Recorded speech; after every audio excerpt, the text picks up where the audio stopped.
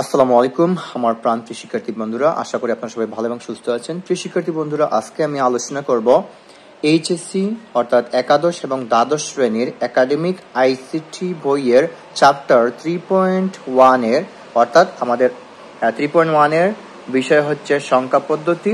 আর এই সংখ্যা পদ্ধতির মধ্যে আজকের আমাদের ক্লাস নাম্বার হচ্ছে 2 ক্লাস 2। আমরা ইতিমধ্যে প্রথম ক্লাস আমাদের ইউটিউব চ্যানেলে দিয়েছি, আশরাফ অনলাইন এডুকেশনে গিয়ে আপনারা প্লে লিস্টে গিয়ে চেক করে পেয়ে যাবেন। সো কথা না বাড়িয়ে আমরা মূল টপিকে চলে যাই। আজকের বিষয় হচ্ছে দশমিক থেকে অক্টালে রূপান্তর, অর্থাৎ দশমিক সংখ্যা পদ্ধতি থেকে অক্টাল সংখ্যা পদ্ধতিতে রূপান্তর।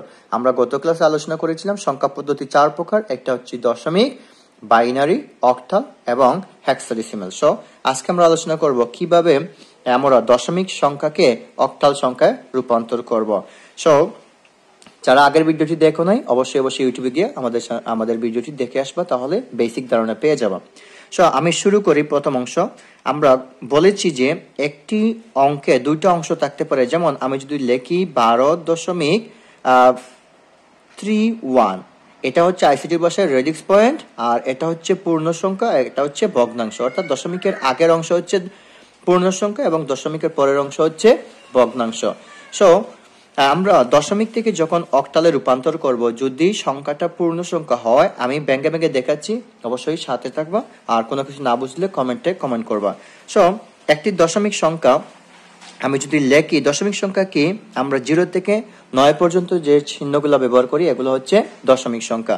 সো আমি ছোট ছোট বিষয়গুলো দিয়ে শুরু করি, তাহলে বুঝতে সুবিধা হবে। মনে করি আমার একটি সংখ্যা দশমিক 30 এবং তার বেস হচ্ছে 10। আমরা গত ক্লাসে বলেছি এই ভিত্তি বা বেস দেখে আমরা চিনব 4টি সংখ্যা পদ্ধতির মধ্যে এটা কোন সংখ্যা পদ্ধতি। সো এই জায়গায় 10 থাকার কারণে এটা দশমিক, আর আমরা সেটা রূপান্তর করব অক্টালে। তার মানে এই অক্টালের বেস হচ্ছে 8।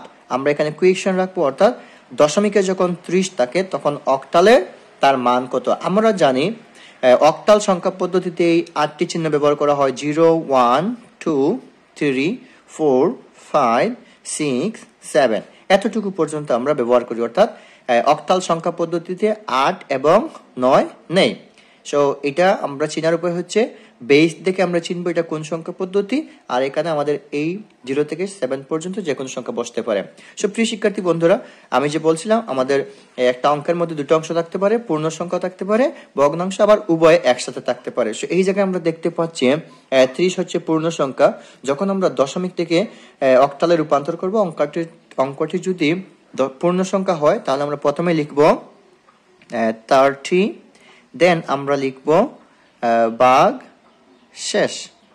ওকে, ভাগ শেষ লেখার পর আমরা যখন দশমিক থেকে বাইনারি করছিলাম তখন আমরা 2 দিয়ে ভাগ করছিলাম, কিন্তু আজকে আমরা আলোচনা করতেছি অক্টাল। সুতরাং দশমিক থেকে অক্টালে রূপান্তর করা হলে আমরা আর দিয়ে ভাগ করব। সো যারা ভাগ অঙ্ক পারো তাহলে অঙ্কটা তাদের জন্য অঙ্ক সহজ হবে, আর যারা ভাগ অঙ্ক পারবে না তাদের জন্য একটু কঠিন হবে। সো যাই হোক, আমি ব্যাখ্যা করে বুঝিয়ে দিচ্ছি। আমি 8 দিয়ে 30কে ভাগ করব।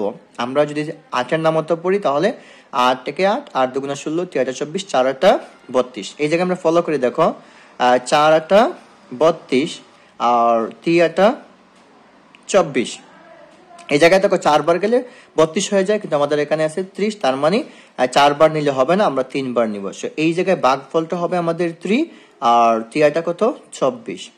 দেন আমরা ভাগ অঙ্ক কত বসে পারার কথা, আমরা বিয়োগ করব 0 থেকে, অর্থাৎ 0 থেকে 4 যায় না, আমরা 1 নিব, অর্থাৎ 10 দেয় আসলে। 0-এর সাথে 1 যোগ করলে 10, 10 থেকে 4 গেলে 6। এই জায়গায় আমার থাকলো কত 2, অর্থাৎ 2 থেকে 2 গেলে, অর্থাৎ 2 থেকে 2 বিয়োগ করলে 0, তার মানে আর কিছু থাকে না। এখন যদি আমরা 8 দিয়ে 6কে ভাগ করি, আর কিন্তু ভাগ যাচ্ছে না। তার মানে দেখো এই যে ভাগফল যেটা আমরা এই 30-এর নিচে লিখবো, আমরা এই জায়গায় লিখবো 3, আর ভাগশেষ হিসেবে আমরা পেয়েছি কত 6, এই জায়গায় আমরা 6 লিখবো। ওকে, দেন আমরা আবারও 8 দিয়ে ভাগ করব। মজার বিষয় হচ্ছে আমরা যখনই দশমিক থেকে অক্টালে রূপান্তর করব তখন আমরা 8 ব্যতীত কোনো ধরনের সংখ্যা দিয়ে ভাগ করব না। সো আমাদের জন্য সহজ হয়ে গেল।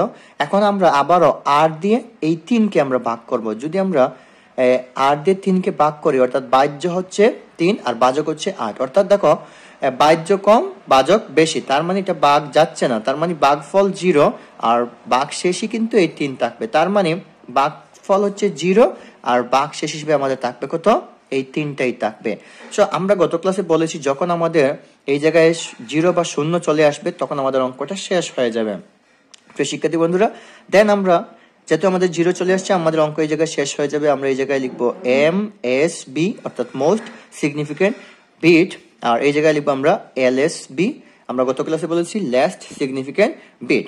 সো যেহেতু আমরা দশমিকের পূর্ণ সংখ্যা থেকে আমরা অক্টালে রূপান্তর করেছি এবং 0 চলে আসছে, তার মানে অঙ্ক এখানে শেষ হয়ে যাবে। আমরা উত্তর লিখব যে 30 ডেসিমাল ইকুয়াল, এই জায়গায় উত্তর লেখা হবে আমরা এই যে এটা অ্যারো চিহ্ন বা তীর চিহ্ন আমরা দিয়েছি নিচ থেকে উপর দিকে, তার মানে আমরা প্রথমে লিখবো 3, দেন লিখবো আমরা 6, এবং কিসে রূপান্তর করেছি আমরা অক্টালের বেস দিয়ে এটা চিহ্নিত করব। তাহলে আমরা কি বুঝলাম, দশমিকের মান যখন 30 হয় অক্টালে তার মান হয় 36। ওকে, সো এটা আমরা পেলাম পূর্ণ সংখ্যা। এখন আমরা ভগ্নাংশের নিয়মটা দেখব যদি আলাদা করে আসে। সো মনে করি আমাদের ভগ্নাংশের একটা অঙ্ক হচ্ছে, যেমন আমি যদি দেই 12, ছোটগুলা দিব যাতে আপনারা বুঝতে পারেন, এবং এই দশমিক থেকে আমরা সেটা অক্টালে রূপান্তর করব। এখন এই জায়গায় লক্ষ্য করবা, যদি ভগ্নাংশ অর্থাৎ দশমিকের পরের অংশ আমাদের বের করতে হয় তাহলে আমরা কি করব, দেখো এই জায়গায় আমরা পূর্ণ সংখ্যা ভাগ করেছি কিন্তু ভগ্নাংশের বেলায় আমরা ভাগ করব না। তখন আমরা কি করব, দেখো আমরা এই যে 12টা লিখবো, 12 লিখে আমরা এইরকম একটা টান দিব, দেন আমরা এই জায়গায় আমরা লিখবো পূর্ণ সংখ্যা। কি লিখবো আমরা, পূর্ণ সংখ্যা, সরি জায়গা একটু কম হয়ে গেছে, পূর্ণ সংখ্যা। সো খেয়াল করো আমরা পূর্ণ সংখ্যার বেলায় আমরা লিখছি 8 দিয়ে ভাগ করছি, কিন্তু ভগ্নাংশের বেলায় আমরা 8 দিয়ে গুণ করব আর অন্য কোনো সংখ্যা দিয়ে না। সো আমরা কি করব, 8 দিয়ে এই 12কে গুণ করব। তাহলে আমরা জানি 8 দুগুণা 16, তাহলে 16 6 হাতে আছে 1, 8 আর রাখে 9, তার মানে হাতে আমরা কিছু পেলাম না। কি লক্ষ্য করবা, আমরা 2 ডিজিট আমরা ডান দিকে লিখবো আর বাকিগুলো আমরা বাম দিকে লিখবো। ওকে, সো আমরা আবারও 8 দিয়ে গুণ করব, অর্থাৎ এই জায়গায় আমরা 8 দিয়ে ভাগ করেছি আর এই জায়গায় আমরা 8 দিয়ে গুণ করব। এই হচ্ছে মানে পার্থক্য, আর কোনো নিয়ম নেই, অর্থাৎ 6 5 এই অন্য কোনো সংখ্যা দিয়ে ভাগ বা গুণ করা যাবে না। সো আমরা 6টা 48, 6টা কত 48, 48 8 হাতে আছে 4, 8 9 72 আর 4 72, 73 74 75 76, তাহলে আমরা কত পেলাম 76, 76 6, এই জায়গায় তো আমার হাতে হিসেবে আসছে কত 7। আমরা 3টি সংখ্যা গুণ করে দেখাবো, আর বেশি হলে আমরা সর্বোচ্চ 4টা সংখ্যা গুণ করব। 8 8 64, 64 4 হাতে আছে 6 আর 6 48। ওকে, 6 48 48 আর 6 কত 48, 49 50 51 52 53 54, তাহলে আমরা কত পেলাম 54, 54 4 হাতে আছে 5। সো প্রিয় শিক্ষার্থী বন্ধুরা, ভগ্নাংশ আমরা সর্বোচ্চ 3টা গুণ করলে হবে অথবা 4টা, সো 4টার বেশি করার প্রয়োজন নেই। সো আমরা পূর্ণ সংখ্যার এদিকে আমরা দিয়েছি নিচ থেকে উপরে, আর ভগ্নাংশের বেলায় আমরা কি করব, উপর থেকে নিচ দিকে আমরা একটা তীর চিহ্ন দিব, এই জায়গায় লিখবো আমরা MSB এবং LSB। এখন যদি আমরা ভগ্নাংশের উত্তরটা লিখি তাহলে আমরা লিখব 0.12 ডেসিমাল ইকুয়াল, আমাদের আনসার হবে দেখো এই জায়গা থেকে আমরা লিখবো, যেহেতু এটা আলাদা করে আমরা ভগ্নাংশ দিয়েছি সেহেতু আমরা আগের দশমিক দিব, দেন আমরা লিখবো 0.75। এই অঙ্ক কিন্তু চলমান, শেষ হয় নাই, তার মানে আমরা ডট ডট দিয়ে বুঝাবো এটা চলমান এবং বেস দিব আমরা 8।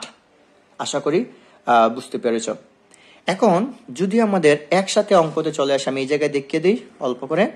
সো যদি আমাদের একসাথে প্রশ্ন আসে, যদি আমরা বলি 30.12, ওকে, এবং দশমিক থেকে আমরা সেটা অক্টালে রূপান্তর করব, তাহলে একই নিয়ম, দেখো কোনো কাজ নেই, আমরা পূর্ণ সংখ্যা লিখব, প্রথমে পূর্ণ সংখ্যার কাজ করব এবং আমরা দিব ভাগ শেষ। আমরা কি দিব, ভাগ শেষ, এবং আমরা 8 দিয়ে ভাগ করব, কোনো টেনশন নেই, যে কোনো সংখ্যা হোক অসুবিধা নেই, 8 দিয়ে ভাগ করব, তাহলে আমরা পেলাম 3 আর ভাগ শেষ কত 6। তাহলে আমরা 8 দিয়ে যদি 3কে ভাগ করি তাহলে আমরা ভাগফল পাবো 0 আর ভাগ শেষ হিসেবে আমরা পাবো 3 একটাকে আমি বলেছি। ওকে, তো আমরা এই জায়গায় অবশ্যই এগুলো ভুল করা যাবে না, আমরা এই জায়গায় দিব MSB LSB। আমরা এই জায়গায় উত্তর লিখবো না, যেহেতু আমাদের একসাথে আনসার আসছে। আমরা কি করব, ওইটা আবার লিখবো। যেহেতু আমি এক জায়গায় দেখার চেষ্টা করতেছি, সো আমরা এই নিয়মটা ঠিক রাখবো, একটু ছোট হয়ে যাচ্ছে। সো এই জায়গায় আমরা লিখবো পূর্ণ সংখ্যা। সো মনে রাখবা, কেবল 30 আর 12 না, আপনার যে কোনো সংখ্যা হতে পারে। পূর্ণ সংখ্যা হলে আমরা 8 দিয়ে ভাগ করবো, আর ভগ্নাংশ হলে আমরা 8 দিয়ে গুণ করবো। ওকে, সো 8 2 16 আমরা অলরেডি পেয়েছি। অ্যান্ড 8 একে 8 আর একে 9, হাতে আমরা কিছু পাই নাই। সো 8 দিয়ে আমরা গুণ করবো। দেন সো এটা কত, 48। 48 এর 8, হাতে আছে 4, 8 9 72, আর 4 কত হয়েছিল আমাদের 76। তাহলে 76 আমরা 6 লিখবো এই জায়গায়, হাতে আছে 7। অ্যান্ড লাস্টলি আমরা অবশেষে আমরা আবারও 3টা গুণ দেখাবো। তাহলে আমরা কত পেয়েছিলাম, 8 8 64, 4, হাতে আছে 6, 6টা 48, আর 6 কত আমাদের 54 হয়েছিল। তাহলে 54 4, হাতে আছে 5। তো এই জায়গায় আমরা লিখবো MSB এবং LSB। একটু ছোট হয়ে গেছে, অবশ্যই বোঝা যাবে। এখন তো আমরা যখন একসাথে উত্তর লিখবো, তাহলে আমরা কি লিখবো দেখো, পরবর্তীবার আমি আরো ভালো করে বড় পেজে লেখার চেষ্টা করব। সো আমরা যখন একসাথে অঙ্ক করেছি, আমরা আগে প্রথমে প্রশ্নটা যদি আমরা লিখি, উত্তর লিখি, তাহলে 30.12 ডেসিমাল ইকুয়াল, প্রথমে আমরা পূর্ণ সংখ্যার মান লিখবো আমরা 3 6। ওকে, রেডিক্স পয়েন্ট বা দশমিক বিন্দু দিব। দেন আমরা লিখবো 0 7 5। ওকে, জায়গাটা ছোট হয়ে গেছে, আমরা বেস দিব 8। এইভাবে আমরা কিন্তু দশমিক থেকে অক্টালে রূপান্তর করতে পারি। প্রিয় শিক্ষার্থী বন্ধুরা, আমি একটু টাস্ক দিব, আপনারা করবা এবং আমাকে কমেন্ট করে কমেন্টে জানাবো। ওকে, সো আপনাদের টাস্ক হচ্ছে 77.36 ডেসিমাল ইকুয়াল আমরা অক্টালে রূপান্তর করবো একটা, এবং 2 হচ্ছে যে কোনো সংখ্যা হতে পারে 97.67 ডেসিমাল ইকুয়াল আপনারা রূপান্তর করবেন অক্টালে। এই দুটা টাস্ক হচ্ছে আপনাদের, প্রিয় শিক্ষার্থী বন্ধুরা। সো আজকে আমাদের আলোচ্য বিষয় ছিল দশমিক থেকে অক্টালে কিভাবে রূপান্তর করতে হয়। প্রিয় শিক্ষার্থী বন্ধুরা, যদি ভিডিওটি একটু উপকৃত মনে করেন, তাহলে অবশ্যই আমাদের আশরাফস অনলাইন এডুকেশন চ্যানেলটি সাবস্ক্রাইব করবা ইউটিউবে, এবং অবশ্যই বন্ধুদেরকে শেয়ার করে জানিয়ে দিবা। আর যদি ভিডিওটি বা ক্লাসগুলো আমাদের ফেসবুক পেজে পেতে চান, তাহলে আমাদের ফেসবুক এই আশরাফস অনলাইন এডুকেশন পেজ নামেও রয়েছে, সেই জায়গায় ফলো করে আমাদের সাথে থাকবা। সব ভালো থাকবা, সুস্থ থাকবা। দেখা হবে পরবর্তী কোনো ভিডিওতে। আল্লাহ হাফিজ, আসসালামু আলাইকুম।